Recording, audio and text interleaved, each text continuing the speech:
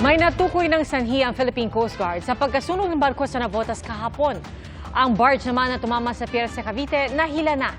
Saksi, si Rafi Tima. Gamit ang dalawang tugboat, matagumpay na nahila ang barge na sumadsad kahapon sa Wawa Dos Rosario, Cavite. Tumama ang harapang bahagi nito sa maliit na pier na pagmamayari ng isang oil company. Hindi naman naputol ang tubo kung saan dumadaloy ang fuel products na ina-unload sa pier. Pero kailangan daw muna isailalim sa integrity test bago ito muling gamitin. Nakasarado yung pagbukas ko, biglang nandiyan na sa bukana. Malakas daw talaga ang hangin at ulan noong mga panahong yun. Sa inisyal na investigasyon ng Philippine Coast Guard, naibaba na ng barge ang karga nitong buhangin sa katabing bayan ng Tanza at pansamantalang nag-angkla. Pero dahil sa lakas ng hangin at alon, napatid ang tali nito at tinangay na patungo sa Wawa Dos. Mabuti na lamang at wala itong tinamaang bangka. Nakikipag-ugnayan na raw ang may-ari ng barge at nangako namang babayaran ang mga sirang nagawa nito. Isa lang ang barge sa Rosario sa mga barkong na disgrasya sa gitna ng hagupit ng bagyong Enteng sa Luzon. Kanina, inalis ang ASC Regine sa pagkakasadsad sa dalampasigan sa Navotas. Noong una, 2 tugboat ang ginamit para hatakin ang barge pero hindi kinaya. Naputol pa nga ang lubid.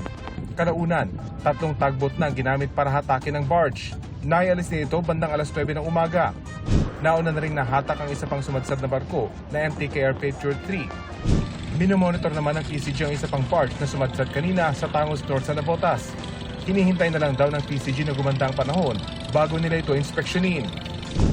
Kaugnay naman sa nasunog na MV Camila sa Navotas din, may tinitingnan ng sanhi ng sunog ang mga otoridad.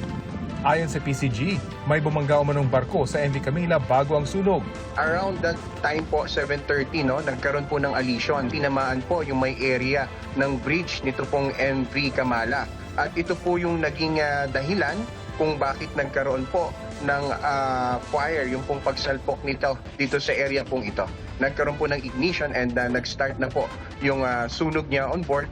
Sa datos ng Office of Civil Defense, 10 ang for validation na nasawi dahil sa bagyong Enteng. Ito ay galing sa Calabar Zone, sa Western Visayas at saka Central Visayas. Pero posible ito na magbago kasi meron pa tayong mga reports na marireceive kasi yung assessment ay kasalukuyan pa lang nagsisimula para dun sa nadaanan na. Hanggang kaninang tanghali, mahigit 300,000 ang naapektuhan ng bagyo. 60,000 ang nasa mga evacuation center ayon sa DSWD. Aside of course from the family food packs na dinidistribute ng DSWD, we are also providing other interventions such as the assistance to individuals in crisis situation. Dahil binibigyan din po natin ng karagdagang tulong yung mga naapektuhan, especially nga po yung mga pamilya na nasalantaan. Para sa GMA Integrated News, Rafi Tima ang inyo, saksi.